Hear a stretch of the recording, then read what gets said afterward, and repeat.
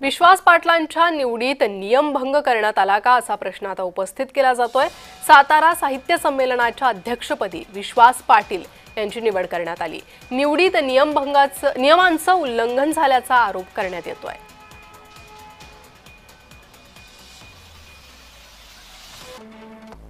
तर पाटलांच्या निवडीत घोळ झाला का असा प्रश्न आहे। महामंडळाच्या घटक संस्था संमेलनाध्यक्षासाठी 3 नावे प्रस्तावित करतात।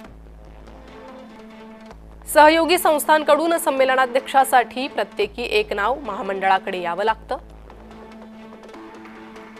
निमंत्रक संस्था वर्तमान संमेलन अध्यक्ष ही नाव सुचवू शकतात।